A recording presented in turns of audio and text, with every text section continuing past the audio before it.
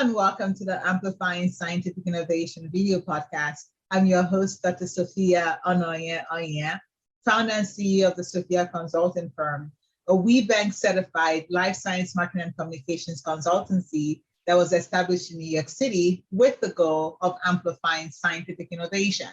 The goal of this podcast is to showcase the importance of science advocacy, health equity, and influential leadership through conversations with senior leaders who share their unique perspectives on their leadership journey, corporate vision, and industry outlook. My guest today is Ms. Wande Osuntokun, a diversity and inclusion advocate with over 15 years of drug development experience, working across various organizations in the pharmaceutical industry in roles of increasing strategic and operational responsibility. Most recently, Wande is focused on amplifying discussions on gender equality specific to women of color, Black, Asian, and minority ethnics in the UK. Wande and I connected on LinkedIn based on our shared interest in clinical trial diversity and, of course, gender and ethnic parity. And during our initial conversation, she blew me away by her passion and recognition that diversity is not a moment, but a movement. And I cannot wait to hear more insightful perspectives today. Welcome to the show, Wande. Thank you so much for having me. It's a pleasure to be here. It's my pleasure to have you here. So we always start the show in the same way, which is, what is your definition of scientific innovation?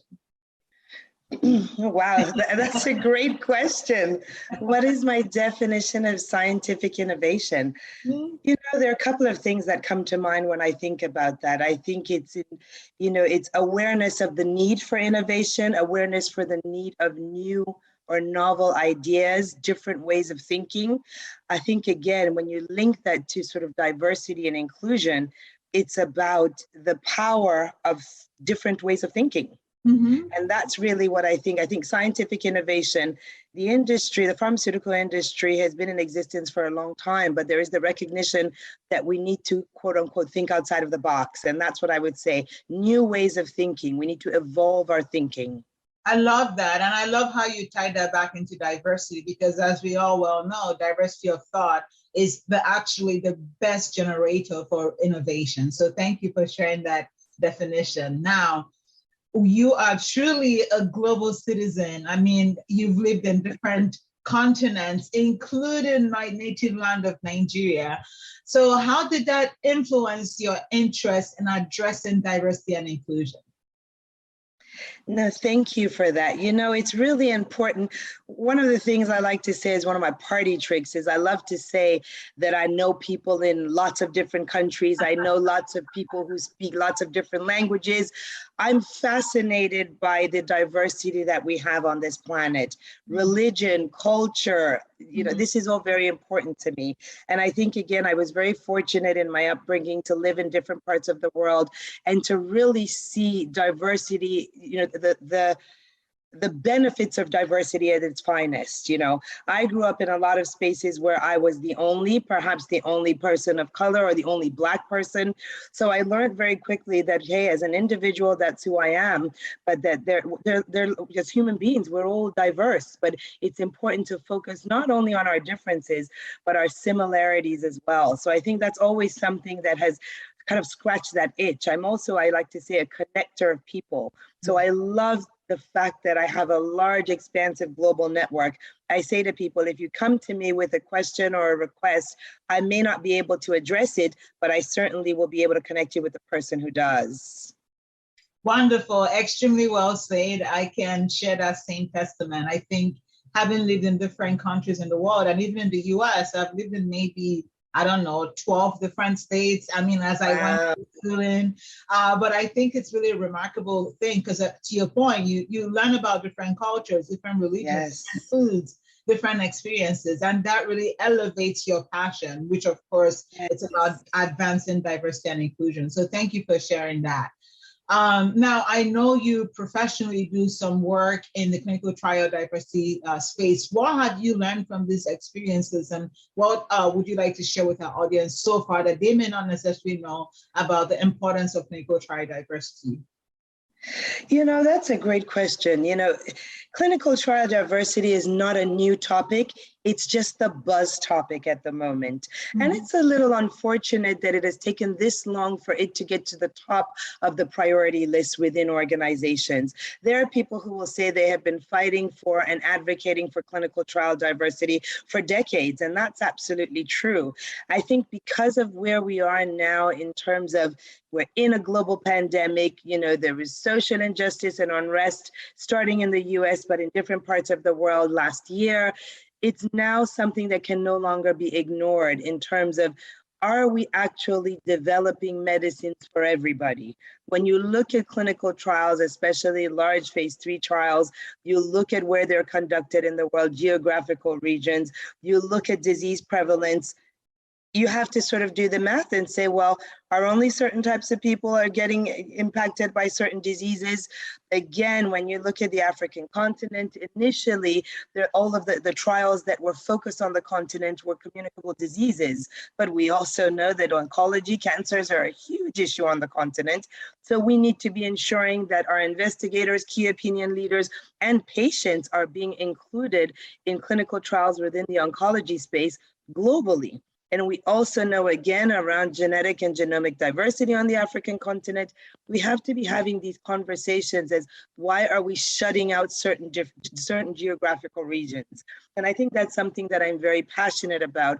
I love engaging in these conversations, not only within my organization, but I will happily connect with people in other organizations to say, let's have a conversation. Let's share knowledge. Let's understand what you have done in this space and how we can collaborate. And again, for me, it's quite as simple as I want to make sure that the drugs of the future are also taking people who look like me into consideration. It's as simple as that for me. Yeah, absolutely. I mean, collaboration is the key because clinical trial diversity does not belong to anyone in particular, but by ensuring that people that are from different backgrounds are being included in clinical trials, that's the way that we can ensure safety and efficacy, right, for all patients, really, right? Exactly. And building trust in these communities. Although I do have to say as well, trust has always been the reason why maybe when we look at clinical trial data and they say there's low representation in communities of color, and it is due to trust, it is due to the history, things like the Tuskegee experiments and so on. But I think that I don't want to say it's an excuse, but it is kind of an excuse. We need to go past that. We need representation at clinical trial sites. We need clinical nurses who reflect the communities. We need investigators who reflect communities. We need to see people within the pharmaceutical organizations and the biotechs who reflect the communities. I say to people, we're not just saying all of a sudden increase wildly the number of people from communities of color who participate in trials. Ensure that the percentages are reflective of society. And when you do the deep dive into sort of this patient enrollment data, they don't reflect societies. Yep. No, extremely well said. And I truly appreciate your insights. Now, I imagine that as a Black woman, there are some unique challenges that you have faced in your leadership journey. Can you share more about that and what coping strategies you have adopted over the years? It's very interesting. I say to people, they say, you've had a great career so far. You've worked really hard. You've had exposure to opportunities, senior leadership, incredible projects. And I've been asked that question before. And a wise woman asked me that once. And she said, do you think that there have been hurdles in your way because you're a woman and because you're a Black woman? And I said, no, not that I think, not that I know of, right? I said, I think I've done quite well. I've worked extremely hard. I've networked. I've educated myself. I said, I believe in being a connector of people. And she said, well, that's fascinating because it's not that you know of. And this has really resonated with me. And then I started, and this conversation was a few years ago, I started to reflect on perhaps opportunities I didn't get or projects that I was not included in. Mm-hmm. And I thought, oh, I wonder why, because I'm the type of person is I go out and I want to get something, I work towards it. If it doesn't happen, then I believe it wasn't meant to be for me and I move on.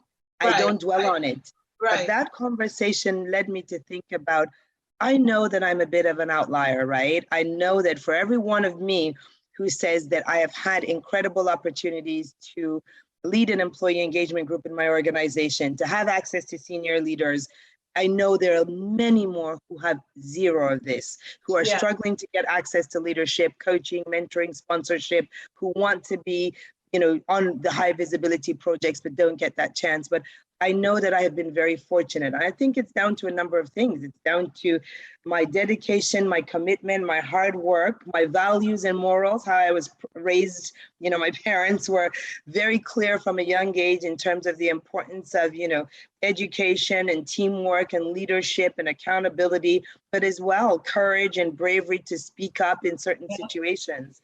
So I think all of that has helped me to be successful in my career. And also I do my best to give back and share that knowledge. I talk a lot about paying it forward, is to ensuring that the people coming after me, the talent of the future, they get to leverage my experiences so that they don't have to have it so hard.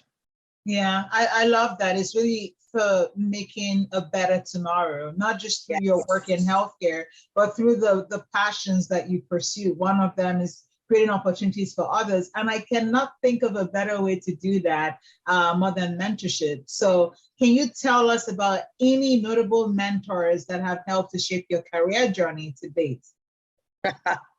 Yeah, that's great. I believe very strongly in mentoring because I think I've had mentors who have been extremely supportive of me. And it's interesting because when I reflect and I think, okay, who are my mentors? I have a lot of unofficial mentors, people that I connect with, people that I reach out to, people that I'm fortunate enough to make time for me. But I also have what I call my personal board of directors. These are peers and friends and people that I know will that have my best interest at heart, that will call me out on things, that will make recommendations to me in a space that is judgment-free. So there are a number of people that I'm thankful for in my career journey who have always been there. If and when I need to speak to them, I don't speak to them regularly. I call on them. I keep the relationship going because I believe it's important to have genuine and authentic relationships. But I know that whenever I reach out to them, they are always available to me. And I think it's kind of the balance between mentoring and sponsorship. I have a lot of incredible people who I know speak my name when I'm not in the room. And as a result of that, I've had access to lots of incredible opportunities in my career as a result. So I always say to the people that I mentor, I said, please build truthful and genuine, authentic relationships so that you don't only reach out to people when you want something. It has to be reciprocal as well. We are learning from each other. Extremely well said. Knowledge is universal. We can all learn from each other, and relationships should not be transactional, right? Because nobody likes that, right? So I say this all the time. Don't just reach out to someone you haven't spoken to in a couple of years saying, hey, I think there's a job in your organization that I'd love to apply for. Right. I said, you have to ask people how they're doing. You have to, I said, especially in a pandemic, so much has happened. You have to make sure that you're being a good human and checking up on people. Yeah, people have switched roles. I mean, things are very dynamic. So I think that very important points that you make. Elevate a relationship so it's not just transactional, and seek mentors that can help to also potentially sponsor you, because that's probably just as important as the coaching and the advice, practical ways to advance you in any organization. So thank you for that. No problem. Now, as I mentioned earlier, your perspective on diversity as not a moment, but a movement, it still resonates with me. And this will not be an Amplifying Scientific Innovation podcast without talking about technology. So are there any emerging technologies that excite you because of their potential for improving health access, quality, or even health literacy? Oh, that's a great question. I think, again, I have to bring it back to the basics in terms of, technology is wonderful, but we get to technology by having the conversations, right? We have to start by recognizing the awareness that we need to evolve, we need to innovate, we need to move forward. And that's something I think that is absolutely essential in terms of next steps in innovation.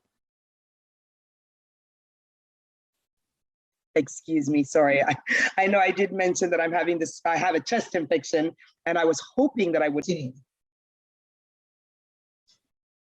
That is truly remarkable. And, what I shared with you earlier is that your perspective on diversity as not a moment, but a movement, it still resonates with me till today. And this will not be a show called Amplifying Scientific Innovation if we don't talk about emerging technologies. So can you share any technologies that you're currently excited about based on its ability to improve health literacy, access, or quality? That is, that is a great question. Again, another sort of buzzword or buzz phrase in the industry at the moment is data and digital linked to innovation and technology. There's some great technologies out there. The most important thing, I would say, from a clinical perspective, is the ability for people to participate in trials remotely, so decentralized clinical trials. The impact on patients of journeying to clinical trial sites is one that has been said time and time again, depending on severity of disease or the phase of the trial. It's a huge impact on patients. I remember probably about 10 or 15 years ago, being part of an initiative that was looking at what they called a clinical trial in a suitcase, where we could mail a case to a patient's home and they could, participate in the trial, and we could send people to take blood samples. And at the time, it seemed kind of crazy that, wow, would we really actually do this? What about compliance? What about, and these are the type of things, it's that outside of the box thinking again around innovation that we need to be considering about moving forward with regards to clinical trials. Wearable technologies, being able to measure vitals on the go, participating in a clinical trial, and that's such a key part of drug development, has to be convenient for the patient, which is again why patient advocacy groups are so important. We need to hear from the patients about how we can make our trials better for patients. I think again, within my organization, there was a recent discussion with a patient that was invited to speak, and it was a young boy, and he said, can we make drugs that don't make people feel worse than they already feel? And I think that really stuck with me, right? Is again, depending on the therapeutic area, and it's so important that we take that voice of the patient. Patients and the industry need to be designing and developing trials hand in hand. So the technology, the wearables, all of these things are wonderful, decentralized trials, but we really need to, it's end user testing, right? User acceptance testing. And who are our users? Our patients. So we really need to be involving them in whatever it is we do, moving trials forward. Yeah, I mean, you couldn't have said it any better. I think the patient-centric care is how we're going to actually evaluate our success from multi-perspectives of healthcare. And this is, I'm talking like couple of years from now, right? Because it's not just about throwing orders at people or thinking, oh, this drug should work, take it. We have the data-enabled patient that are wearing wearables, that are going to health information websites for information, talking to people on social media. We have to integrate the patient experience. So I couldn't agree with you more. And society, we have evolved so much with, as you said, social media and so on. Again, when we're talking, as we talked earlier about, clinical trial diversity and specifically access to patient in remote areas. If you look at certain parts of the developing world, people will have to travel for days to get into these clinical sites. We need mobile clinical sites. We have to go to the patients, especially in rare diseases, especially in rare pediatric populations and things like this. We have to remember the patient needs to be at the forefront of what we're doing. We have to go to them. And I think that, again, is another aspect of this, that finally we are talking about this. Not only talking, we're taking action. It's the action piece that is essential. Absolutely. I couldn't agree with you more. It's not a moment, but it's a movement. So it might be a buzzword, and that's great.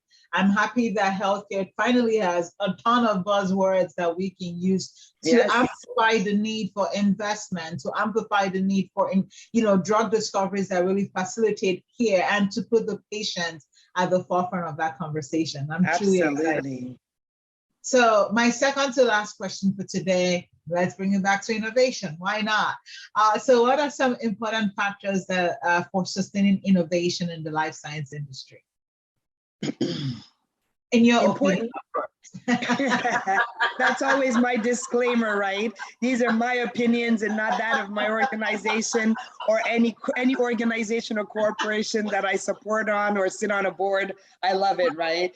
No, I think, again, I'm a big believer in the power of conversation, and especially when it links to knowledge sharing, collaboration, co-creating. It is so important that we continue to grow and evolve and innovate.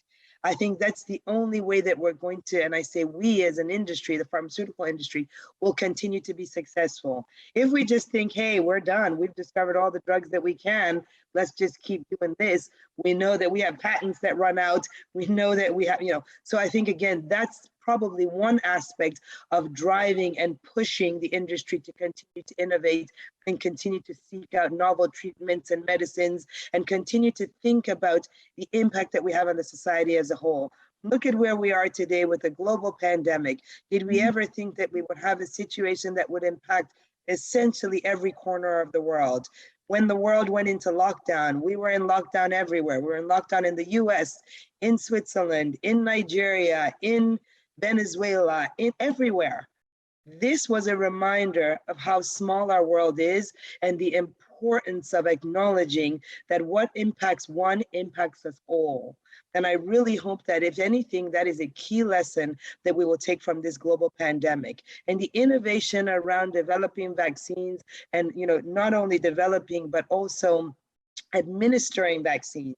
Now, of course, we're in, I don't know, wave number, whatever. We have the variants. We're talking a lot about Omicron, and I don't know how people can be surprised that we are having variant after variant when a small percentage of the world is vaccinated. There are too many people on this planet who are still not vaccinated, and not because they don't want to, but because they don't have access to vaccines. So it's access to healthcare is also something that I'm extremely passionate about.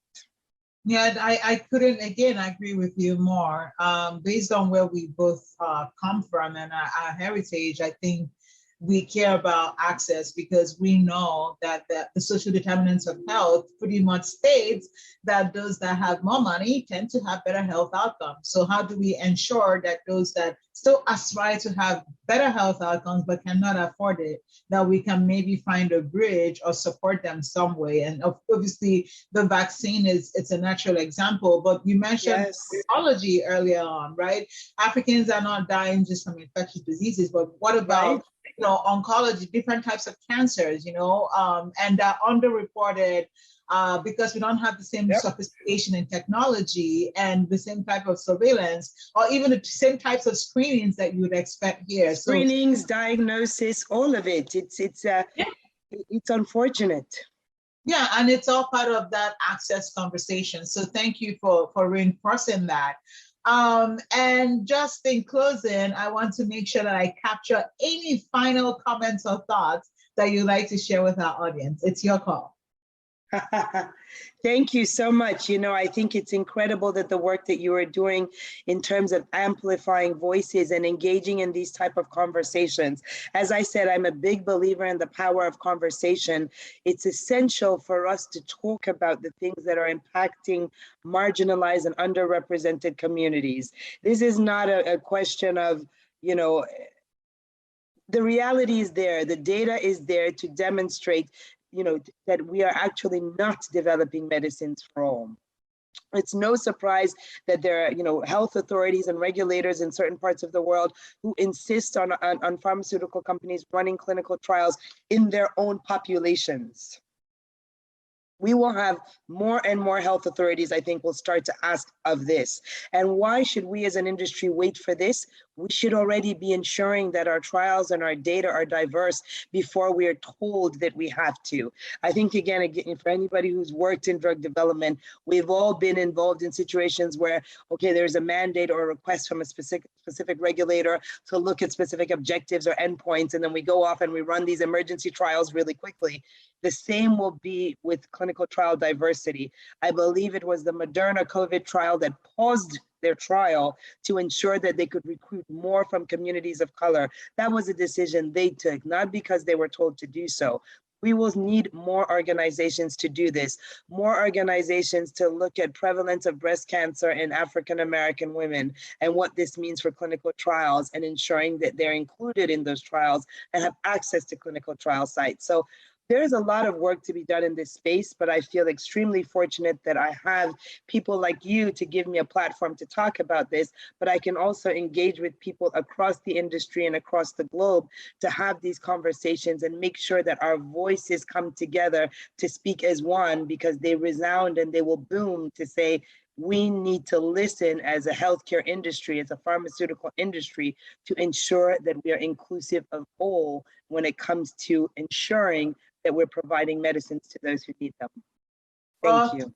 No, extremely well said. I think that, there's no better way to cap the conversation. We hold ourselves accountable, and we're all patients across the trajectory of our lives. Patients, all caregivers, right? And as you said earlier, it is a small world. So we can't pretend that what happens somewhere in a remote village in West Africa, where, we both came from, what happens there, we cannot ignore that, because globalization is real. So how do I say this in Yoruba? Do I say Oshe? So Oshe, my Nigerian sister, thank you for your presence and your knowledge. I think your commitment and your passion says it all. And I hope that we can all look back 5-10 years from now and say, hey, whatever we tried in our own little way, we try to make a difference for our future and for our generation. So thank you for everything that you shared with us today.